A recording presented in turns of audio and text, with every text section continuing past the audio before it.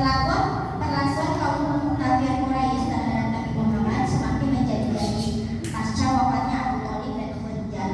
Mereka bahkan tidak segan mengusir Nabi dari negerinya sendiri. Dalam situasi dan kondisi Rasulullah sekarang muncul sebuah ide melakukan dakwah keluar kota Mekah. Tepatnya pada bulan Syawal pada tanggal 10 Ramadan. Berangkatlah Rasulullah ke Thaif hanya berdua dengan Zaid bin Harithah. Demi menghindari kecurigaan kaum kafir Quraisy, Nabi Muhammad sengaja tidak membawa hewan kurbannya. Walaupun perjalanan menjadi lebih lama, Nabi dan Zaid berhasil melampauinya.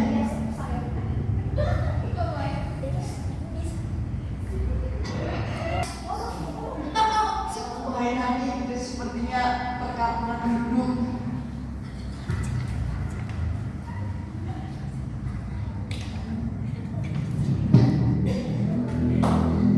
Alhamdulillah, sebentar lagi kita memasuki kota Thaif.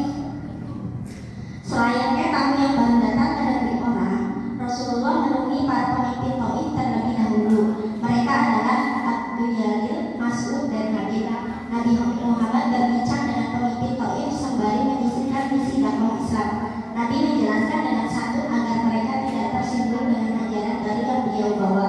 Belum selesai berbicara, Rasulullah mendapat respon yang tidak mengenakan dan dakwah itu ditolak oleh penduduk Bani Syai'ib. Skip dulu. Sudah. Tidak perlu kau teruskan lagi ceritamu Muhammad. Aku tidak dapat mempercayaimu perkataanmu. Apakah tidak ada orang lain yang lebih selain kau, Rasul?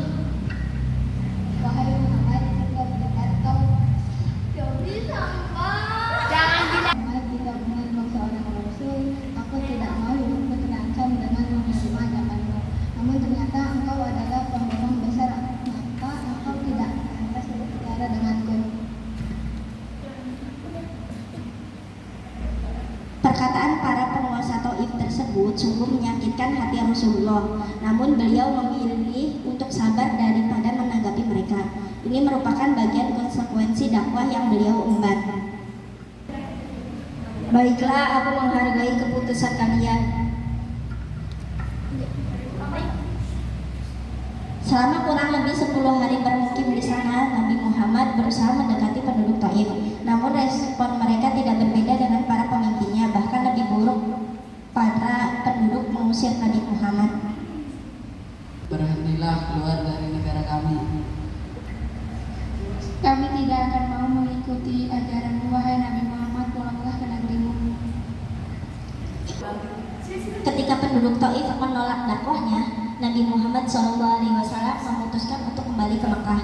Tetapi di tengah persiapan pulang, penduduk Thaif telah bersiap melempar beliau dengan batu dan tanah sampai kaki beliau luka-luka.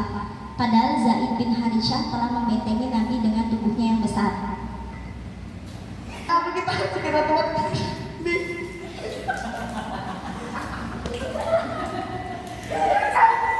Cukup jauh, sampailah Rasulullah dan Zaid di tembok perbatasan kota. Di sanalah mereka bersembunyi hingga orang yang berhenti melempari dengan batu.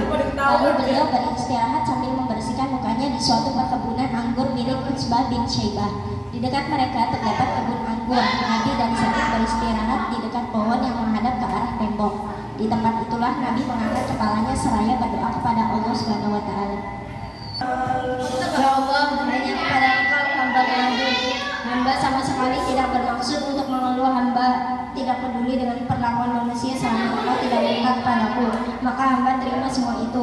Wahai Tuhan yang Maha Pengasih, jika bukan kepada Engkau, lantas kepada siapa lagi yang berserah? Hanya Engkau satu-satunya Tuhan yang berhak kami sembah.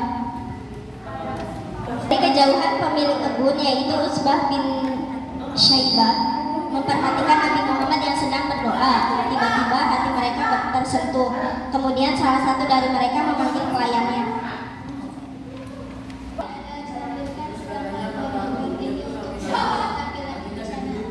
Baik Tuhan.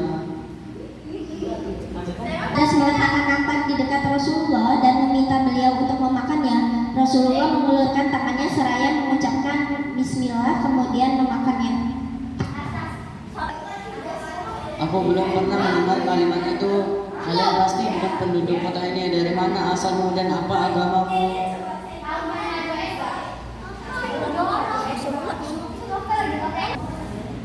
Aku seorang Nasrani dari penduduk Minawi. Aku pernah mendengar tentang negeri asalmu. Di sana hiduplah laki-laki soleh bernama Yunus bin Matta. Dia adalah saudaraku, seorang yang dulunya adalah nabi. Adas terkejut mendengar jawaban dari Nabi Muhammad, lalu dia mendekati diri dengan beliau.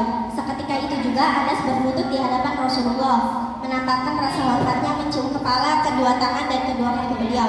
Adas pun menampakkan rasa hormatnya kepada Nabi Muhammad dengan mencium kedua tangan beliau. Sementara itu, kedua majikan Adas terlihat kesal melihat perlakuan Adas terhadap orang asing. Ya Allah, wahai saudaraku, budak itu wahai saudaraku, budak itu telah menantang. Ya Allah, wahai saudaraku, budak itu menantang. Ya Allah, wahai saudaraku, budak itu telah menantang kita. Ketika Adas berjalan menuju ke arah majikannya, salah seorang dari mereka berkata,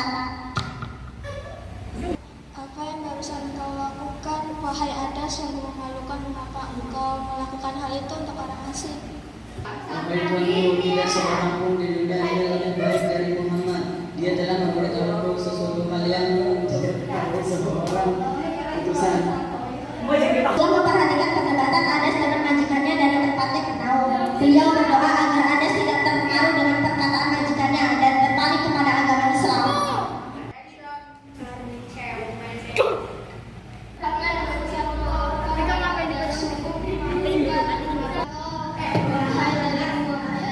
Jangan sampai orang yang bernama Muhammad itu mengalihkan budaya agama sendiri karena jelas agama lebih baik dari agamanya. Menyaksikan Adas yang tidak beranjak dari tempat duduknya, Nabi Muhammad hanya bisa pasrah. Hikmah yang dapat kita ambil dari kisah ini yaitu pertama, kita meneladani kesabaran Rasulullah dalam menghadapi ujian kehidupan karena Allah akan meninggikan derajat orang-orang yang bersabar dan memberikan kebahagiaan sebagai balasan. Kedua, kita harus yakin dalam berdoa bahwa doa-doa kita akan dikabulkan oleh Allah Subhanahu wa taala. Ketiga, mengamalkan sunnah Rasulullah dalam kehidupan sehari-hari adalah bukti kecintaan kita terhadap beliau sebagaimana yang dilakukan Zaid ketika menjaga Rasulullah dari serangan penduduk Taif. Keempat, perlakuan jahat kaum Quraisy dan penduduk Taif tidak dibalas oleh Nabi Muhammad SAW. Nabi Muhammad memiliki kesabaran dan ketabahan hati yang luar biasa. Selama melakukan dakwah, Nabi Muhammad SAW selalu mendoakan orang-orang yang telah menyakitinya.